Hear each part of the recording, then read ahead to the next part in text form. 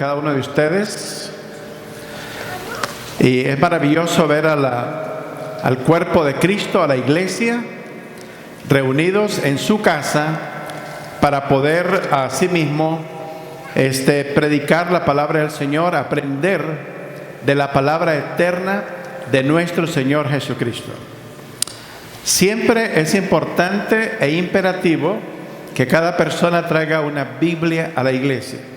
Si algunos no tienen, podemos prestarle algunas que tenemos ahí atrás, y yo tengo en mi oficina otras que podemos dar para que ustedes usen permanentemente. Es importante que cuando venimos a la casa del Señor podamos verificar que lo que el pastor está enseñando en efecto se encuentra escrito en la palabra de Dios.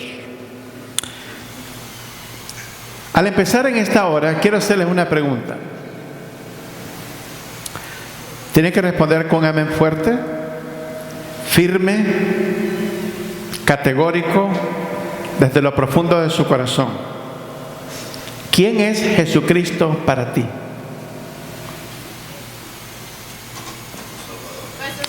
Ok, nuestro Salvador. ¿Qué más es? Es Dios, nuestro refugio. Ahora pregunto, ¿cuántos de ustedes creen que Jesucristo es Dios? Buenísimo. Vamos a ver nuestras Biblias en el Evangelio de Juan, capítulo 1, versículo 1. Evangelio de Juan, capítulo 1, versículo 1. Y ahí vamos a disertar en esta mañana en el tema que hemos titulado en forma de una pregunta: ¿es Jesús Dios? La pregunta es una pregunta retórica. Todas las preguntas retóricas tienen una respuesta obvia. Por ejemplo, el apóstol Pablo dice: ¿son todos maestros? Respuesta obvia es no. ¿Son todos pastores? No. ¿Son todos profetas? No. ¿Son todos apóstoles? No. ¿Hablan todos en lenguas? No. La pregunta es Jesucristo Dios? Ok, lo voy a volver a preguntar. ¿Es Jesucristo Dios? La respuesta es obvia. Jesucristo es Dios. Leamos Juan 1:1. Todo el mundo leyendo en sus Biblias, por favor. Leamos así: en el principio era el Verbo, y el Verbo era con Dios, y el Verbo era Dios. Una vez más. En el principio era el Verbo, y el Verbo era con Dios, y el Verbo era Dios. Padre, en esta hora, al abrir tu palabra, te rogamos que tu Espíritu Santo edifique a tu pueblo en esta mañana, y que al salir de este recinto estemos más que seguros que hemos estado en tu presencia, en tu casa, oyendo tu palabra. En el nombre de Cristo te lo suplicamos. Amén y amén. El versículo es sencillo. Dice la Biblia: en el principio del tiempo, era el Verbo, y el Verbo era con Dios, y el Verbo era Dios. Toda nuestra eternidad, la eternidad de cada persona, de cada individuo, de cada mujer, cada hombre, cada niño, cada anciano, estará determinada por cuál es la respuesta a la pregunta: ¿es Jesucristo Dios? Todas las personas en algún momento de su vida tendrán la oportunidad de oír acerca de Jesús. Y al oír acerca de Jesús, se habrán formado una opinión con respecto a Él. La predicación del Evangelio es uno de los mensajes más controversiales que hay en el mundo entero. Porque Buda nunca confesó haber sido Dios. Zoroastro nunca confesó haber sido Dios. Confucio nunca confesó haber sido Dios. Y asimismo, los diversos líderes religiosos de todas las religiones a través de la historia nunca han reclamado ser Dios. Solamente uno, un líder religioso, a través de la historia, por los pasados 1600 años, ha pretendido ser Dios en la tierra y Cristo mismo. Y este es el Papa de Roma. Aparte de ese individuo, nadie en la historia ha pretendido ser Dios. Ahora, Jesucristo no dijo que Él era uno de los dioses. Una de las razones por qué el movimiento de los testigos de Jehová, que no es la iglesia de Cristo, es un sistema falso, es porque en la Biblia de los testigos de Jehová, llamada la traducción del Nuevo Mundo, en Juan capítulo 1, versículo 1, dicen ellos, que en el principio era el Verbo, y el Verbo era un Dios. Dando a entender, usando el artículo indeterminado, dando a entender que Jesucristo es uno de muchos dioses en el mundo. Es más, una persona testigo en la puerta de mi casa, cuando yo le pregunté que si Jesús era un Dios, no el Dios, me dijo, esto es como el diablo. Me dice, Él es un Dios pequeño, Jesucristo es un Dios pequeño. ¡Wow! Tremenda blasfemia. Jesús no solamente es la persona más famosa del mundo, pero también es la figura más controversial de la historia del mundo. En la ciudad de Seattle, en este nuevo país que existe ahí, que se llama Chas y ahora se llama Chop, y probablemente en cualquier momento le van a cambiar el nombre otra vez, entró un predicador a hablarles del Evangelio y casi lo matan. No pudieron tolerar que alguien les trajera el mensaje del Evangelio de Jesucristo. Déjenme decirle una cosa. En mi opinión, basado en los acontecimientos internacionales y las profecías bíblicas, hemos entrado en un periodo crítico de la historia de la iglesia en el mundo entero. Y en este momento hay una zaranda, espero estar usando el término correcto, que se usa para zarandear la arena. La iglesia está siendo sometida en una zaranda en este momento. Las personas que son falsas dentro de la iglesia abandonarán la iglesia permanentemente frente a la persecución que se avecina en el mundo. El cristiano verdadero va a permanecer a pesar de las circunstancias. Si nosotros somos entrevistados por un canal de televisión y le decimos que Jesucristo es el único Dios verdadero que hay en el universo, nos van a deshacer en la entrevista. La única manera que pudiéramos complacer al mundo es decirle que Jesucristo es uno de los muchos dioses que hay en el mundo. La señora Oprah Winfrey, muy millonaria, multimillonaria, dice que todos los caminos conducen a Dios, que Jesucristo es solamente uno de los muchos caminos. Bueno, en esta iglesia vamos a enseñar lo que enseña la palabra de Dios. Solamente hay un Dios verdadero, siempre ha habido un Dios verdadero, hay un solo Dios verdadero ahorita, continuará existiendo un Dios verdadero por toda la eternidad. Su nombre es Jesucristo.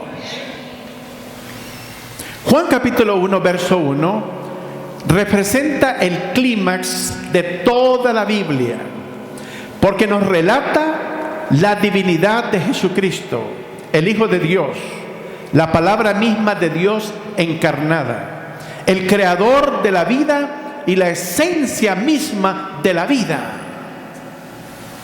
Es necesario que entendamos con claridad lo que Juan capítulo 1, verso 1 significa, porque de allí depende el destino eterno de cada ser humano.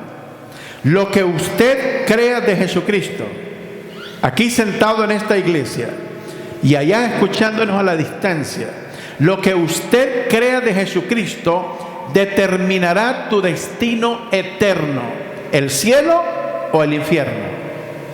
Si crees que Jesucristo es uno de los muchos dioses, el infierno está garantizado. Si crees que Jesucristo es el único Dios verdadero, el único camino al cielo, estate seguro que tu lugar será en el cielo, porque esa es la enseñanza de la palabra del Señor. Ahora, si Jesucristo es el único Dios que existe en todo el universo, entonces cada ser humano tiene la responsabilidad de oír lo que Él tiene que decir por medio de su palabra. Hay tres posibilidades con relación a Jesús. Usted tiene que decidir cuál de las tres es correcta. Si Jesús no es el único Dios en el universo y el único camino al cielo, Jesús es un gran engañador y mentiroso. Si Jesús dice que es Dios no siéndolo, es un lunático. Pero si Jesús dice que es Dios y en efecto Él es Dios, entonces estás en un buen problema. En efecto, Él es Dios. Él es el único Dios verdadero que existe en todo el universo. Es más, Él es la única persona que ha existido de manera ininterrumpida por toda la eternidad. Él no tiene principio ni tiene fin. Veamos en primer lugar la importancia del verbo. Vamos a ver la importancia del verbo. Sin Jesucristo y su palabra no puede existir el cristianismo bíblico y cristocéntrico.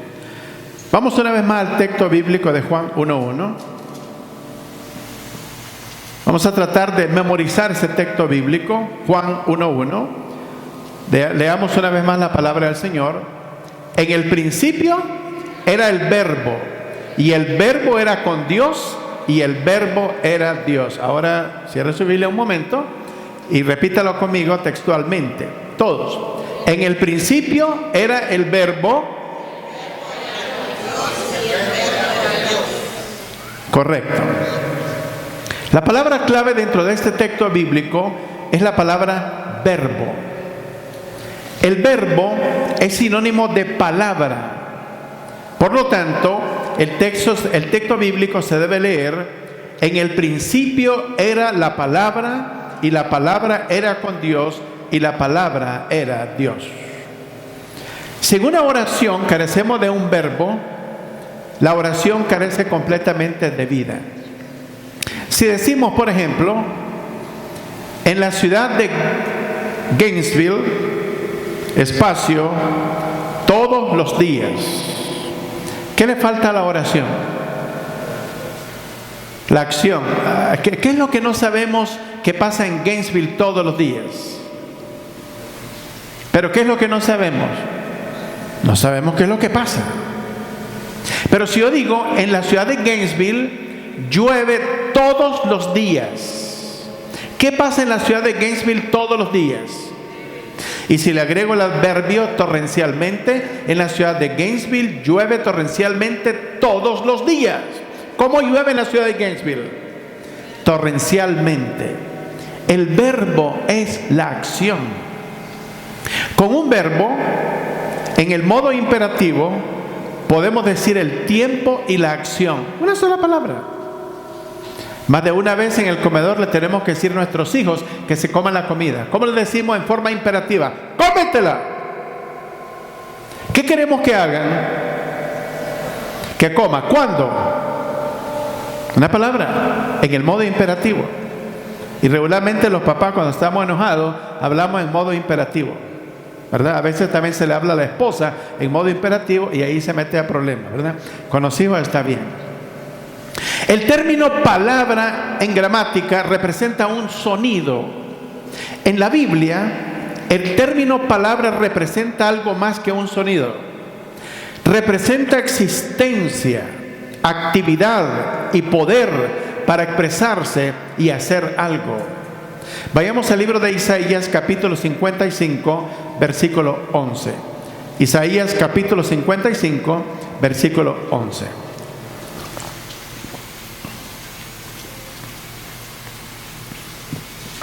Lo he dicho más de una ocasión, lo repito otra vez. Dios no bendice a ningún predicador. No importa qué tan famoso sea el predicador, cuántos programas de televisión tenga, cuántos libros haya escrito, qué tan grande sea su congregación, cuántos aviones tenga, cuántos bienes posea, Dios no bendice a ningún predicador. Oiga lo que Dios bendice. ¿Qué dice la Biblia? Isaías 55:11. Leamos todo fuertemente.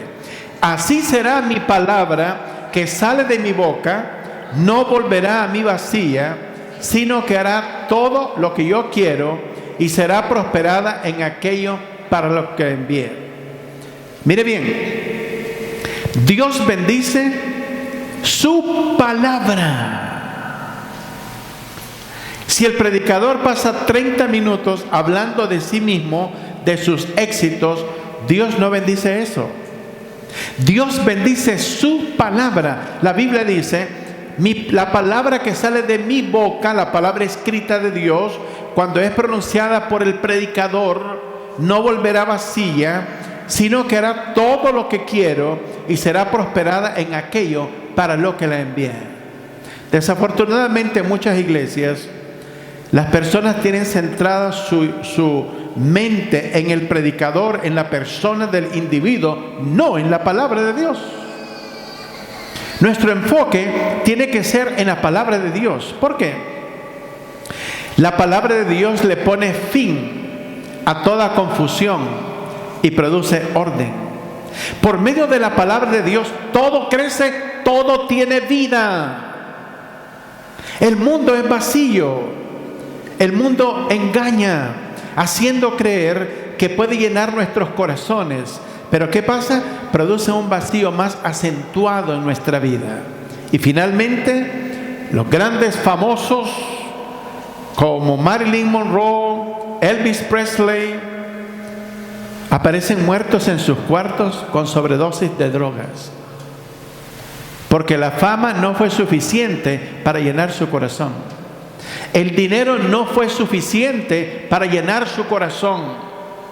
Había un vacío en su corazón que tenía el tamaño de Dios. Y ese vacío solamente Dios lo puede llenar. La Biblia dice que Dios ha colocado eternidad en el corazón del hombre, de manera que aparte de Dios, el hombre no puede encontrar ninguna realización en su vida, excepto a través de la palabra de Cristo. ¿Saben por qué? Porque la única palabra que produce vida es solamente la palabra de Dios. La palabra de Dios sustenta todas las cosas, de manera que todas las cosas tienen su lugar en el universo y se mueven según el orden que Dios le ha establecido, incluyendo las estrellas y la vegetación. El sol alumbra todos los días, porque Dios así lo ha establecido. Las estrellas alumbran durante la noche, porque Dios así lo ha establecido. La tierra está colocada en el lugar que está colocado, a la distancia correcta del sol, en el lugar correcto del universo, porque Dios así lo ha establecido. Nosotros estamos en este lugar porque, de acuerdo a la voluntad permisiva de Dios, Dios nos permitió llegar a esta nación y a esta iglesia, en este lugar, a esta hora, en este momento. No estamos por casualidad. Ustedes no vinieron por el predicador. Cuando yo estoy en mi casa después de un culto, no soy nadie. Todo el mundo se fue a su casa. Excepto que tengo la confianza que por causa de la palabra de Dios, la iglesia volverá a regresar para ser alimentada en la palabra de Dios. Pero si yo me paro en este púlpito sin la palabra del Señor, yo no tengo nada que darles. Si ustedes vinieron a buscar algo bueno en esta iglesia, aquí no hay nada bueno. El único bueno en esta iglesia se llama Jesucristo. A Él es el que proclamamos. Él es el que da vida. Él es nuestro Salvador, el que sustenta todas nuestras necesidades, el que a través de sus promesas nos ha permitido que los que creemos en Él tenemos vida eterna y tenemos un lugar seguro en el cielo. Por lo tanto, detrás de todas las cosas que existen, visibles e invisibles, hay una mente, hay una razón, hay un poder que ha hecho todo y lo sustenta en su propio lugar. Nuestra vida misma está sustentada a través de la palabra de Dios. Esa mente creativa y esa razón suprema tiene un poder ilimitado y su nombre se llama Jesucristo. Para Él no hay nada imposible. Dios pregunta en su palabra retóricamente: ¿hay algo imposible para Dios? No, no hay ninguna cosa imposible para Dios. ¿Sabe qué es lo que imposibilita a Dios a hacer grandes cosas? Nuestra incredulidad. Pero para Dios no hay nada imposible. La Biblia dice: el grano de mostaza es una semilla bien pequeñita. Dice la Biblia que si tuviéramos fe como un grano de mostaza, moveríamos montañas. ¿Sabe dónde dijo Jesús estas palabras? Las dijo en el área de Judea y Samaria, en el banco del oeste donde viven los palestinos. Y estábamos frente a una montaña, que era la montaña Herodiana. Esa montaña que nosotros vimos ahora se encontraba en otro lugar. Y Herodes movió pala por pala de tierra de donde estaba la montaña y la movió a donde se encuentra en el día de hoy para construir su palacio en la parte de arriba de esa montaña. Entonces Jesús dijo: si Herodes, que es un incrédulo, ha podido mover esta montaña de este lugar y colocarla en este lugar, Jesús le dice a los discípulos: si vosotros tuvieras fe como un grano de mostaza, podrías mover a este monte y decirle: muévete para acá. Si un incrédulo, un no hijo de Dios, pudo mover una montaña, nosotros podríamos mover una, si tan solo creyéramos la palabra del Señor. Si tan solo creyéramos que Dios es poderoso para hacer grandes cosas en nuestra vida. Amado, Dios es más grande que todos los problemas que podamos confrontar. No hay un problema que sea mayor que Dios. No hay un problema que esté fuera del alcance de Dios. Él todo lo puede. No es Dios el que tiene la imposibilidad. Somos nosotros cuando no creemos la palabra del Señor. El poder de Cristo hace posible que la mente humana pueda pensar y razonar. Cristo mismo ha hecho posible que el ser humano pueda entrar en contacto con Dios, con el Dios de la Biblia. La Biblia declara que Cristo es el camino, la verdad y la vida. Es imposible llegar a Cristo por otros medios. Cuando Adán y Eva pecaron en el huerto del Edén, Dios les dijo anteriormente que podían comer de todos los árboles del huerto, menos de uno en particular. Y le dijo Dios: el día que comieres de este árbol, ciertamente moriréis. Dios nunca repitió esa advertencia, la dijo solamente una vez. Porque cuando Dios decreta, no hay otros decretos, no hay otras interpretaciones. Dios dijo: moriréis, punto. El diablo llegó al huerto del Edén por medio de una serpiente. Le dijo a Eva: con que Dios os ha dicho que no comáis de todo árbol del huerto. Eva dijo: no, dijo Dios que comamos de todos los árboles del huerto, pero el que esté en el centro del huerto no comeremos, porque el día que él comamos moriremos. Dice el diablo: de eso quería hablarte. No van a morir. Dios dijo, moriréis. El diablo dice, no moriréis. Cuando dos cosas se contradicen, las dos no pueden ser verdad. Esta es la ley de la no contradicción. Tenemos que investigar cuál es la verdad y tomar una decisión. Si creemos que Jesucristo no es Dios, mire qué interesante.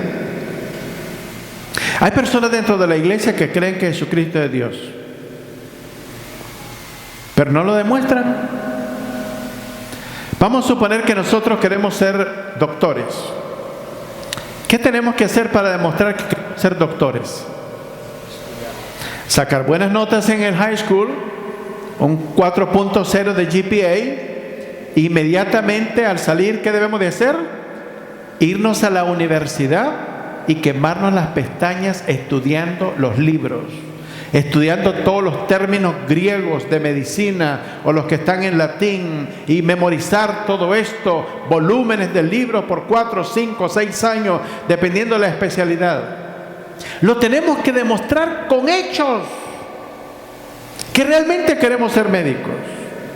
Si queremos ser mecánicos, pues nos tienen que ver llenos de grasa algún día y debajo de un carro, o simplemente es puro cuento.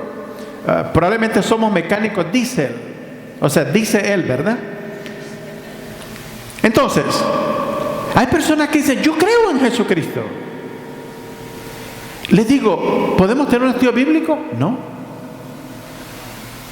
Pero hay personas que dicen que son ateos y no creen que Dios existe. Estas personas son más creíbles, porque lo demuestran con hechos, que no creen en Dios. Y los que lo creemos, demostramos ¿qué cosa? Como que en realidad no lo creyéramos. Si realmente creemos en Él, si Él es nuestro Salvador, nuestro Señor, la única persona más importante en nuestra vida, lo tenemos que demostrar con hechos. Las evidencias debemos de expresarlas, debe haber testigos de que realmente, en efecto, somos verdaderamente hijos de Dios, que hemos conocido su palabra y permanecemos en su palabra. Las palabras expresan y describen las ideas y los pensamientos que hay en la mente de una persona. Las palabras tienen forma, tienen sabores y tienen colores. Nosotros nos comunicamos de una forma visual. Cuando decimos la palabra naranja, ¿cuál es la forma de la naranja? Redonda. ¿Cuál es el color de la naranja? ¿No saben? ¿Aquí no comen naranja en esta iglesia? Puede ser amarilla o verde si está recién cortada del árbol. ¿Cuál es el sabor de la naranja? Dulce si ya tiene varios días, y un poquito agria si está recién cortada. Entonces la palabra naranja tiene forma, tiene color y tiene sabor. Nos comunicamos en términos visuales. No nos podemos comunicar de otra manera. Si decimos, tengo una troca, no estamos pensando que tiene una bicicleta, ¿verdad? Nos imaginamos la troca. Cuando se la vemos, esta cochinadita fue la que compraste, ¿verdad? Si no, es que es algo impresionante, ¿verdad? Ahora, Dios nos ha dado algo más que palabras en la Biblia. Nos ha dado a conocer a Jesucristo mismo, el Verbo encarnado. Cristo representa la imagen, la expresión y el modelo de lo que Dios quiere comunicarnos. Vayamos a 1 Corintios capítulo 8, versículo 6. 1 Corintios capítulo 8, versículo 6. Veamos lo que nos dice el texto bíblico, leamos todos juntos. Para nosotros, sin embargo, solo hay un Dios, el Padre, del cual proceden todas las cosas, y nosotros somos para Él, y un Señor, Jesucristo, por medio del cual son todas las cosas, y nosotros por medio de Él. ¿Cuántos dioses hay? Dice la Biblia. Bueno, el Padre. Mire qué interesante. Vayan ustedes al libro de Isaías capítulo 9. El Corán, que es el libro sagrado de los musulmanes, que no es una Biblia, es un libro nada más. La palabra Biblia viene del griego biblión, que significa biblioteca. Cuando yo le digo a ustedes abran su Biblia, les estoy diciendo abran su biblioteca. Y ahorita les dije que buscaran en la biblioteca el libro de Isaías. Por eso es que para algunos les toma un poquito más de tiempo que otros, porque unos conocen la biblioteca un poco mejor que otros. ¿Okay? Isaías 9:6, veamos lo que dice la palabra de Dios. El Corán dice que Jesucristo no es Dios, que Alá no tiene hijos y que Jesucristo no murió en la cruz del Calvario. Consecuentemente no fue sepultado, no fue resucitado, no es Dios, no subió al cielo, etcétera, etcétera. Pero mire lo que dice la Biblia. Los testigos dicen que Jesucristo no es Dios también. Pero mire lo que dice la Biblia en Isaías 9:6, incluyendo en la Biblia de los testigos. ¿Qué dice el texto bíblico? Porque un niño nos es nacido. ¿Quién es ese niño? Jesús. Sigamos. Hijo nos es dado, y el principado sobre su hombro, y llamará su nombre. Hagamos una pausa. Hay varios nombres descriptivos de la persona de Cristo. Número 1, ¿cuál es? Admirable. Segundo, consejero. Tercero, Dios fuerte. Jesucristo es Dios fuerte. Pero mire lo que dice el resto del texto. Padre eterno. Jesucristo es el Hijo y también es el Padre eterno. ¿Y qué más es? Príncipe de paz. No creemos en Dios, en dos dioses. Creemos en uno, que se manifiesta en tres personas, en la persona del Padre, del Hijo y del Espíritu Santo. Porque Jesucristo es el Hijo, es Dios fuerte y también es Padre eterno. En una ocasión Felipe, no el Felipe que tenemos en la iglesia, sino otro Felipe de la Biblia, le dijo a Jesús: Jesús, muéstranos al Padre y nos basta. Jesús le dice: Felipe, ¿qué te pasa? El que me ha visto a mí ha visto al Padre. Yo y el Padre uno somos. Yo soy en el Padre es en mí.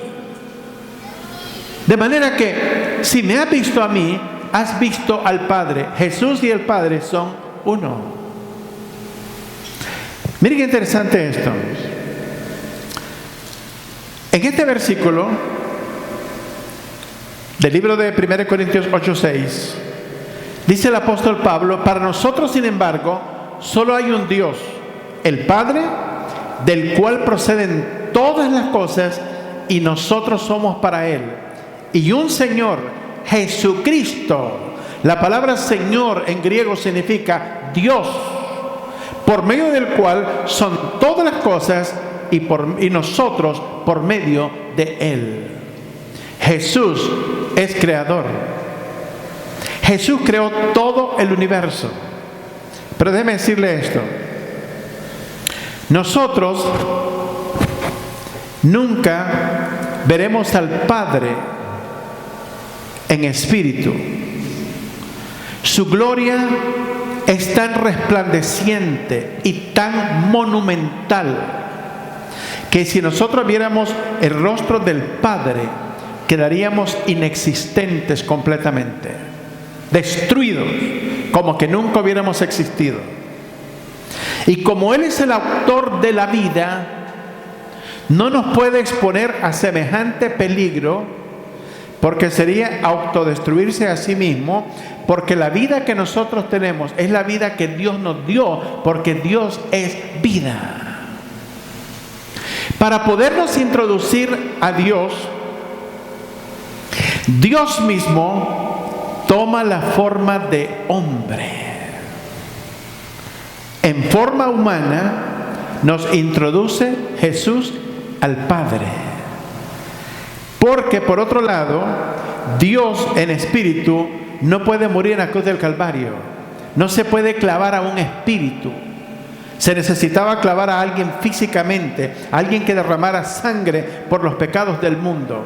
Entonces Jesucristo, dice la Biblia, es el resplandor de la gloria de Dios, la imagen misma de su sustancia.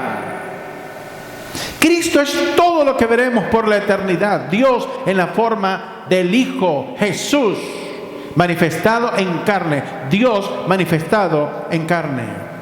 Veamos en segundo lugar la preexistencia eterna de Jesucristo.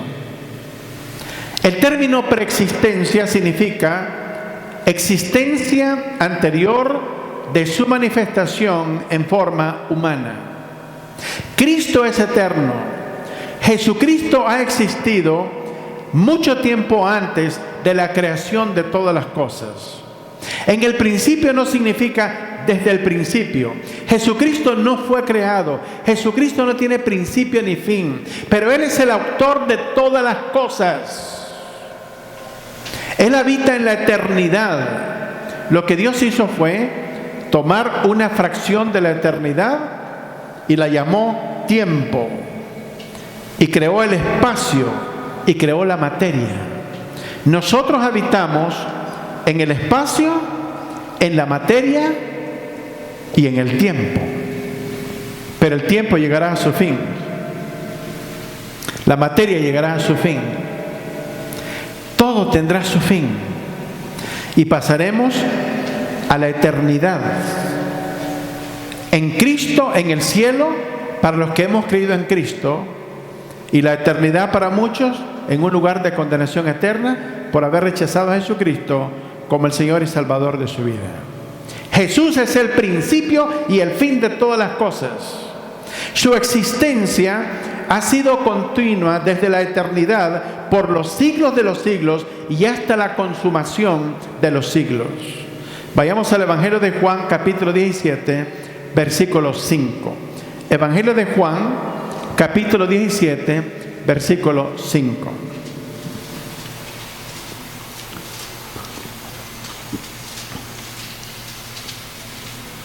Jesús estaba en comunión con el Padre antes que el mundo fuese creado, antes que el hombre fuese creado, antes que el pecado existiera, antes que el diablo se rebelara contra Dios en el cielo.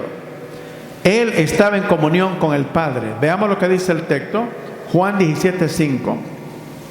Leamos: ahora pues, Padre, glorifícame tú al lado tuyo, con aquella gloria que tuve contigo antes que el mundo fuese. Oye bien esto. Lo voy a leer una vez más. Ahora pues, Padre, glorifícame tú al lado tuyo, con aquella gloria que tuve contigo antes que el mundo fuese. Jesús se encuentra en el huerto de Getsemaní, donde es arrestado y está orando. Jesús le dice a los discípulos: mi alma está muy triste hasta la muerte. Y Jesús va y ora la primera vez y le dice: Padre, si es posible, pasa de mí esta copa. Padre,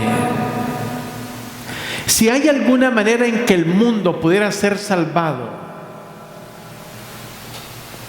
de manera que la comunión que tuve contigo desde el principio del mundo no se pueda romper, encuéntrala.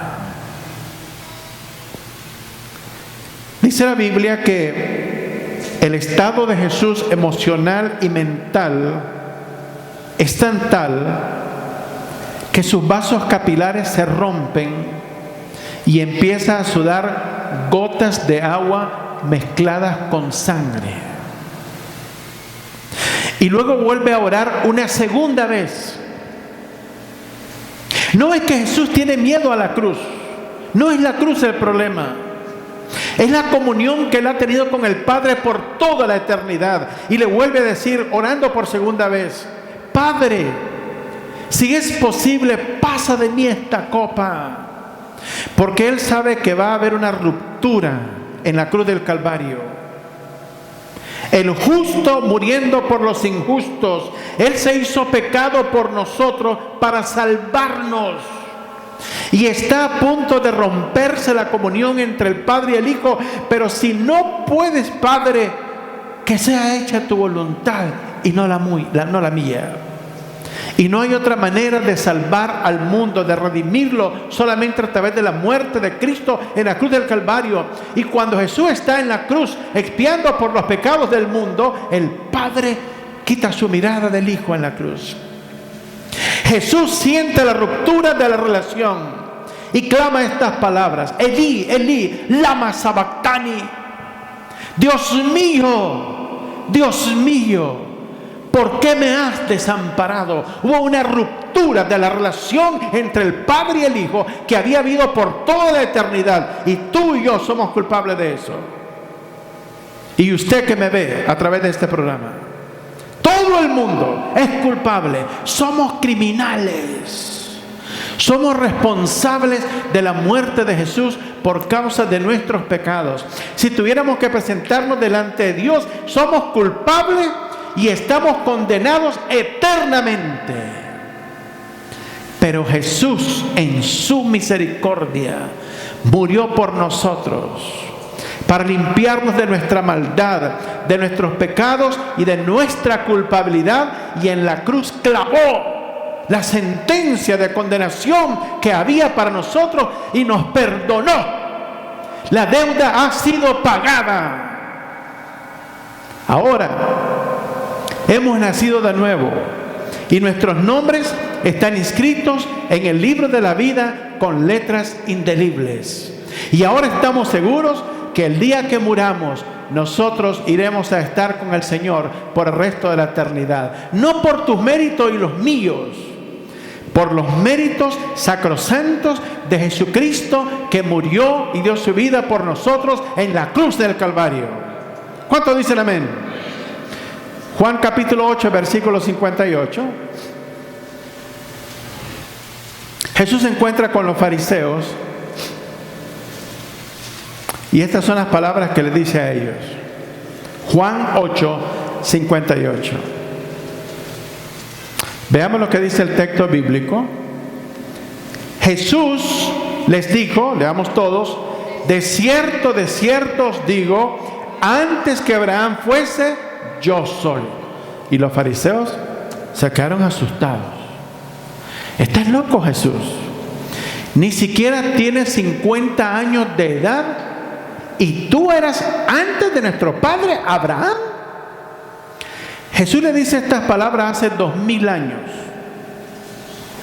Y a partir del momento que él está hablando estas palabras, 2000 años atrás había vivido Abraham. Estamos hablando de 4000 años atrás. Y Jesús dice: antes que Abraham fuese, yo soy. ¿Qué fue lo que le dio a entender Jesús a los fariseos? ¿Qué le dio a entender? Que Él es Dios y que existe por la eternidad. Y vea si no habían entendido el asunto ellos, se llevaron a Jesús al despeñadero para apedrearlo y matarlo, porque entendieron que le dijo que Él era Dios. Estábamos en uno de esos lugares en Israel donde están esos montes que echaban a las personas al abismo. Tenían una altura aproximada de este edificio y las personas eran llevadas y tiradas al despeñadero, de manera que cayeran quebradas, no muertas, quebradas, que no se pudieran ni levantar. Y desde aquí arriba, toda la gente con piedra en las manos apedreaban a la persona hasta que moría a puntas de pedradas. Eso querían hacer con Jesús. ¿Qué le parece? Con el Salvador del mundo, con su única esperanza, con el que dejó su trono en los cielos y el servicio de los ángeles y la comunión del Padre, para tomar forma de hombre, para venir a un mundo putrefacto, hediondo, podrido en el pecado. Algunas personas me preguntan: pastor, ¿y usted no tiene miedo de andar en la calle? Jesús no tuvo miedo cuando vino a la tierra. Vino a un mundo horrendo que lo despreció. Lo querían apedrear, echaron suerte sobre su vestido, lo escupieron, lo desnudaron, Se burlaron de él, le colocaron una corona de espinas, lo crucificaron en la inclemencia del sol. Su sangre fue derramada sobre su rostro y su cuerpo.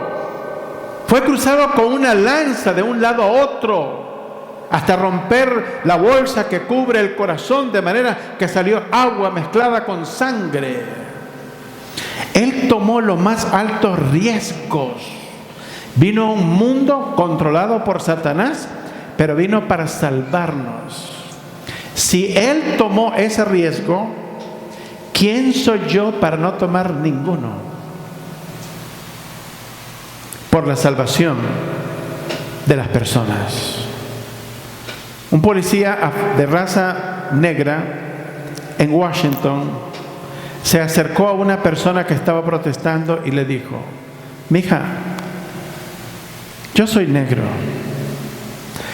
Esto no tiene que ver con racismo, tiene que ver con pecado. No confundamos las cosas, amado. Es el pecado que hace acepción de personas basado en el color de la piel, en la manera que la persona habla, se viste, se comporta en el lugar que vive y el carro que trae.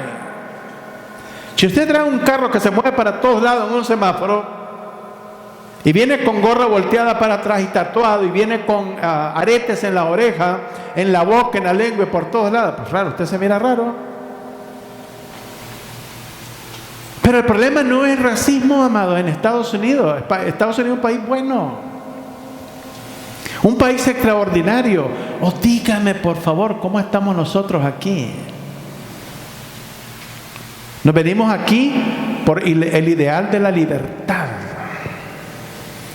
de expresión, la libertad de movimiento, que no teníamos muchos en nuestros países de origen. Estados Unidos es un país bueno. Nos ha recibido en manera que no nos recibió o atendió nuestra propia nación. El problema no es racismo, el problema se llama pecado, y el pecado está en todo el mundo y en cada ser humano.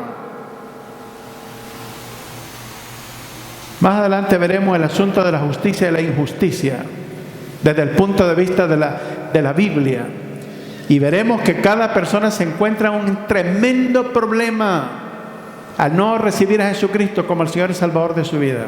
Se encuentra en un estado de injusticia delante de Dios y en estado de condenación. Este es el problema real. Los predicadores tenemos que desde los púlpitos enseñar la palabra de Dios, predicar la palabra de Dios, el Evangelio de Jesucristo, para que la persona pueda ser transformada. Imaginémonos que tenemos 100 ovejas aquí. Y aquí hay unos coyotes. ¿Qué andan haciendo los coyotes? No me refiero a los coyotes allá que cruzan gente en la frontera. Me refiero a los que muerden.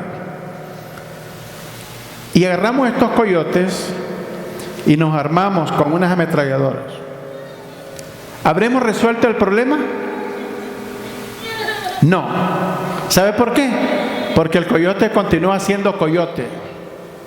Y la pistola y la bala no lo va a cambiar. Entonces agarramos los coyotes y los metemos en una jaula para proteger a las ovejas. ¿Habremos resuelto el problema? No, porque el coyote va a andar dando vueltas en la jaula y cuando tenga la oportunidad de salirse, se va a salir y se va a ir a comer las ovejas. ¿Cómo podríamos resolver el problema con esos coyotes? Cambiándolos de adentro hacia afuera y haciéndolos ovejas. Toda esta gente que anda protestando en las calles, no importa que votemos todos los monumentos a través de la nación, no estarán satisfechos. No importa que les paguemos billones o trillones de dólares del maltrato por los pasados 400 años, no será suficiente. Siempre va algo diferente por el cual van a destruir esta nación y protestar. ¿Sabe cuál es la solución?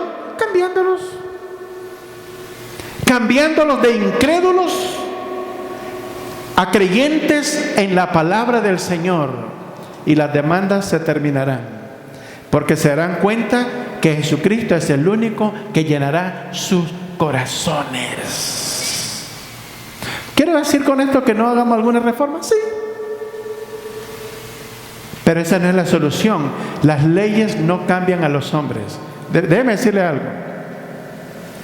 Si usted supiera lo que piensa la persona que está a su lado, usted no volvería a sentarse. Y algunos vienen a ver a su papá y... That's true. Usted puede estar sentado a la orilla de un criminal sin saberlo. ¿Sabe cuándo nos damos cuenta qué es lo que es una persona? Después de los hechos. Mire nuestra nación, las cosas que teníamos escondidas, la capacidad de destrucción que tenemos, ahora que lo están haciendo. Las leyes solamente regulan el comportamiento de los hombres después de los hechos. No están diseñadas para evitar los hechos, sino después de los hechos. El único libro que puede cambiar a una persona antes de los hechos es la palabra de Dios. Un hombre que había robado a otras personas y matado, se fue a un lugar a solas, en una cueva, con todo lo que se había robado. Y como no tenía nada que hacer en la cueva, empezó a buscar entre todas las cosas que había robado. Y se encontró con una Biblia y empezó a leer la Biblia. Y después de un tiempo se fue a presentar a la policía para entregarse por todo lo que había hecho. Y dijo: mire, yo he robado, he hecho esto, he matado personas, y contó todo lo que había hecho. Y le preguntó a la policía: ¿quién te trajo? Y sacó la Biblia y dijo: este libro me trajo. Cuando lo leí, cambió mi vida. Estoy listo para entregar cuentas. Esto es lo que puede cambiar a América, amados. La palabra de Dios. La palabra de Dios. Porque la Biblia dice que la palabra de Dios es viva y eficaz y más cortante que toda espada de dos filos, y penetra hasta partir el alma, las coyunturas, los tuétanos, y discierne los pensamientos y las intenciones del corazón. Antes de los hechos. Salmos capítulo 90, versículo 2. Salmos 92. Dice el salmista David estas palabras: antes que naciesen los montes y formases la tierra y el mundo, desde el siglo y hasta el siglo, tú eres Dios. ¿Cuántos creen eso? El testimonio de Juan es que Jesucristo fue la palabra, el único que siempre ha existido. Jesucristo es el Hijo del Dios viviente. Jesucristo es el verbo coexistente con el Padre en la eternidad. Veamos lo que nos dice 1 de Juan capítulo 1, versículos 1 y versículo 2. 1 de Juan 1, 1 y 2. Nos dice el escritor bíblico: lo que era desde el principio, lo que hemos oído, lo que hemos visto con nuestros ojos, lo que hemos contemplado y palparon nuestras manos tocantes al verbo de vida, porque la vida fue manifestada y la hemos visto y testificamos y os anunciamos la vida eterna, la cual estaba con el Padre y se nos manifestó. Hebreos capítulo 1, verso 3. Muy importante que encuentren el texto. Hebreos capítulo 1, versículo 3.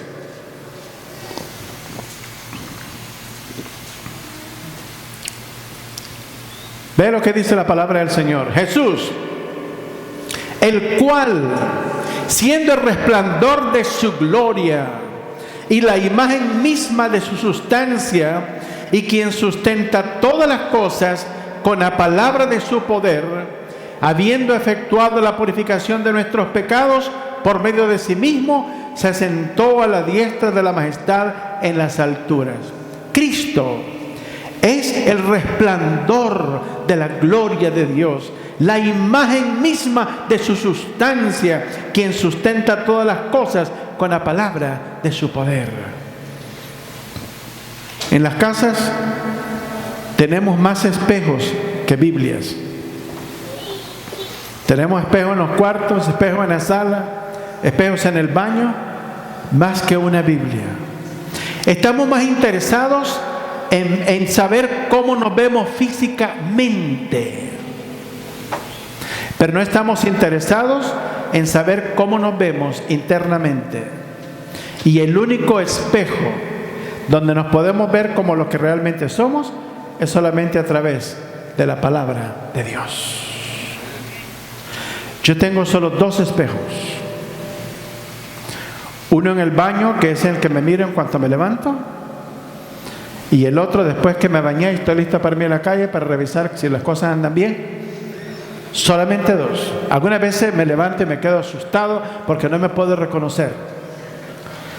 Pero la Biblia es un espejo en nuestra vida. Es solamente cuando somos confrontados con la palabra del Señor que podemos saber realmente la condición de nuestro corazón. Juan 14:9. Jesús le dijo: tanto tiempo hace que estoy con vosotros y no me has conocido, Felipe. El que me ha visto a mí ha visto al Padre. ¿Cómo pues dices tú, muéstranos al Padre? El señor Mikhail Gorbachev, en su libro Perestroika, él fue el último secretario general del Partido Comunista en la extinta Unión Soviética de Repúblicas Socialistas, ha declarado, oye bien esto, que toda exclusividad religiosa debe ser erradicada de la faz de la tierra, a efectos de lograr la paz y la seguridad del mundo. ¿Qué quiere decir ellos con esto? El cristianismo bíblico define, determina y proclama que solamente hay un camino al cielo. ¿Qué dijo Jesús en Juan 14:6? Yo soy el camino, la verdad y la vida. ¿Cuántos vienen al Padre sin Cristo? Nadie. Eso se llama exclusividad religiosa. El cristianismo es la religión más exclusiva. Me refiero al cristianismo bíblico, cristocéntrico. Es exclusivo. Elimina todas las otras religiones, todas las otras posibilidades de salvación, todos los otros caminos al cielo, y lo reduce a un solo camino: Jesús, el único camino al cielo. En el cristianismo bíblico, la exclusividad religiosa significa que solamente hay un camino, y el camino se llama Jesucristo. Erradicar significa matar. Cada cristiano que crea que el único camino al cielo es Jesucristo será eliminado. ¿Lo está entendiendo lo que le estoy diciendo hoy? Cada cristiano, cada persona que crea que Jesucristo es el único camino al cielo será eliminado de este mundo. ¿Por qué cree que quisieron matar a este predicador en este nuevo país de Chop o Chas?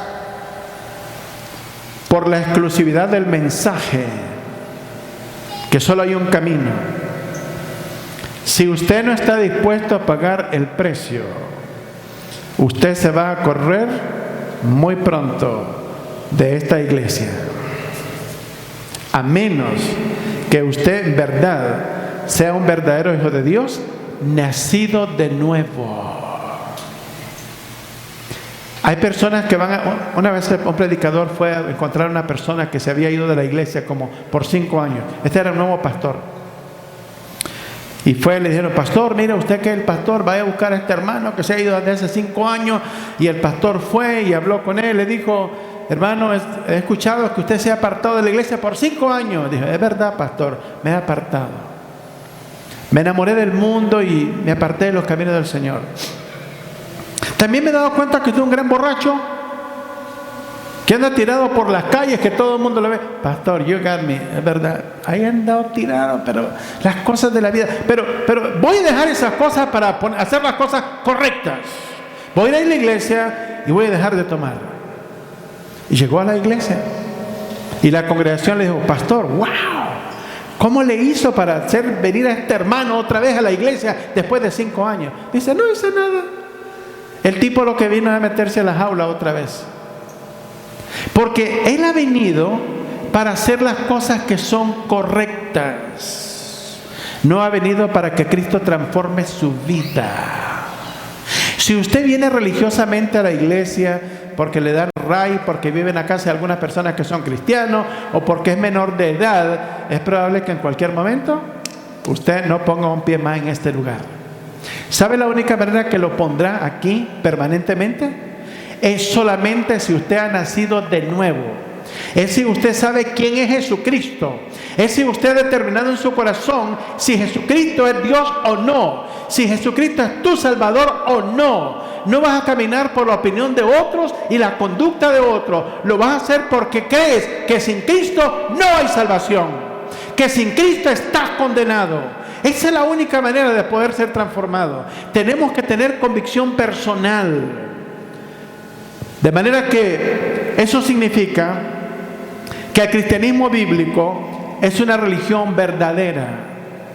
Nadie ataca a otras religiones, es siempre el cristianismo bíblico. ¿Sabe por qué? El problema es Jesucristo. Simple. La Biblia dice: seréis aborrecidos por causa de mi nombre. No dice seréis aborrecidos por causa de Alá, de Mahoma, Zoroastro, Confucio, el Papa de Roma, la Virgen María. No. Seréis aborrecidos por causa de mi nombre. Porque el diablo y sus demonios saben quién es Jesucristo. Ellos vivieron en el cielo como ángeles de Dios. Ellos saben quién es el Dios verdadero. Pero su odio por haber sido arrojado del cielo a la tierra y eventualmente al pozo del abismo y luego al lago de fuego, su odio contra Dios es tan tal que trabajan día y noche para la condenación de cada persona sin Cristo Jesús. Solamente podemos saber las artimañas del diablo a través de la palabra de Cristo. Juan capítulo 8, verso 24, dice la Escritura: por eso os digo, dice Jesús, oiga bien esto, por eso os dije que moriréis en vuestros pecados, porque si no creéis que yo sois, en vuestros pecados moriréis. Si una persona pasa de esta vida a la eternidad dudando de quién es Jesucristo, terminará en el lugar que no esperaba terminar. Tenemos que creer en Cristo como nuestro Salvador personal, como nuestro Señor, como el único Dios, como la única esperanza, como el único lugar de refugio, o, dice Jesús, moriréis en vuestros pecados. Hebreos 4:12: y en ningún otro hay salvación, porque no hay otro nombre debajo del cielo dado a los hombres en que podamos ser salvos. No hay otro nombre. Escúchenlo bien, no hay otro nombre. Si usted cree que hay otro nombre, usted morirá en sus pecados y en condenación eterna. Los proponentes del sistema único de religión mundial, por iniciativa satánica, intentan ponerle fin a la predicación del Evangelio de Cristo. El rey Abdullah de Arabia Saudita y el rey de España se reunieron en el año 2008 con representantes de todas las religiones del mundo para eliminar a toda persona que crea que solamente hay un camino al cielo. Lo que creas de Jesucristo determinará tu eternidad. Vamos a orar y quiero hacer una invitación. Les ruego que con reverencia inclinen sus rostros. Señor Jesús, en esta hora te rogamos que abras los corazones de algunas personas que están presentes en este lugar o a larga distancia, que aún no conocen a Cristo como el Señor y Salvador de sus vidas. En tu nombre lanzaremos la red para que tú hagas la obra. Trae estas almas a redil. Te rogamos que las rescates del lago de fuego, de las garras de Satanás, de la condenación eterna, en el nombre de Jesús. Si hay alguna persona en este lugar que nunca ha confesado a Jesucristo como el Señor de su vida, nunca, y en esta hora usted quiere confesar a Cristo como el Señor de su vida, le ruego que levante su mano derecha, queremos orar por usted. ¿Habrá alguna persona que dice: Señor Jesús, ven a mi corazón, sálvame, perdóname, límpiame, escribe mi nombre en el libro de la vida, para que cuando yo muera voy a estar en tu presencia. Te recibo, te acepto como el Señor y Salvador de mi vida, como el único camino al cielo, como mi única esperanza. ¿Habrá alguna persona en esta hora que dice, pastor, ore por mí, yo quiero recibir a Cristo en esta hora? ¿Habrá alguien? Si no lo hay, es mi oración que el Señor extienda su misericordia. Padre, santifica tu palabra en nuestros corazones y te rogamos que tu palabra no vuelva vacía, que haga la obra al 100% para gloria de tu nombre. En Cristo te lo suplicamos. Amén y amén. Dios le bendiga.